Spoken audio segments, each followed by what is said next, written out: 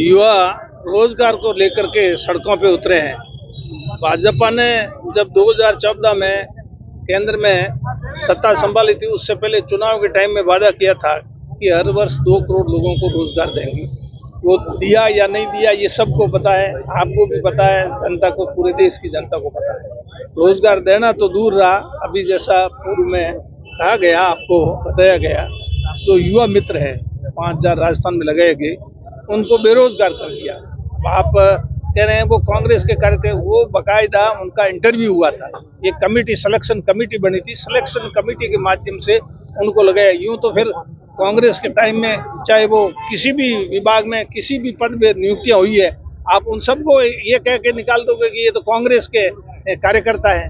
वो किसी के कार्यकर्ता नहीं है, वो तो रोजगार के हिसाब से उन्होंने अप्लाई किया था और बाकायदा उनका साक्षात्कार हुआ था, उसके हिसाब से उनको नियुक्ति दी गई थी।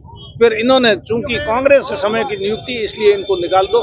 इस तरह सरकार तो बदलती रहती है, लेकिन इस तरह से नियुक्त लोगों को बर्खास्त नहीं करना चाहिए। राजस्थान में बीजेपी की सरकार बन गई, बदला सीएम है, किस तरीके से देखते हैं सरकार की? अभी 1.5 महीने का कार्यकाल हो गया, कैसा देखते हैं आप?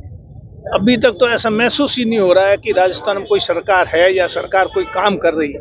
ये पर्ची की सरकार है, पर्ची के माध्यम से सरकार, और छोटा मोटा भी कोई अगर निर्णय लेना है तो दिल्ली से पूछा जाता है कि क्या निर्णय लेना।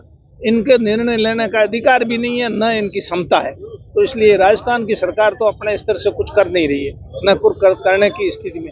केंद्र से जो भी इनको निर्देश मिलेगा उसके हिसाब से, ये जो युवा मित्र है जो इनको हटाया गया, मेरे ख्याल से इनको भी केंद्र से इनको निर्देश मिला होगा कि इनको आप हटाएं, तो उन्होंने हटा दिया।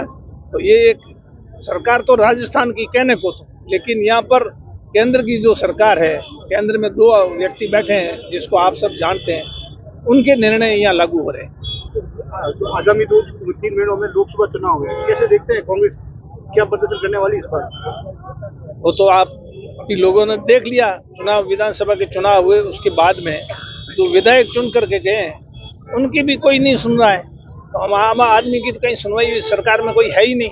विधायक भी ऐसे ही घूम रहे हैं, उनके कहने से भी कोई काम नहीं हो रहा है, क्योंकि ये सरकार है विधायकों की राय से नहीं बनी, ये पर्ची खोली गई, लॉटरी है। तो इस लॉटरी में तो जितने एमएलए थे उन सब में से किसकी लॉटरी निकल जाए, एक पर्ची निकली, आपने देखा होगा किस प्रकार से पर्ची खुली, किस प्रकार से पूर्व मुख्यमंत्री चौंक गई थी। तो इसलिए इसके बारे में हमें ज्यादा कहने की जरूरत नहीं है।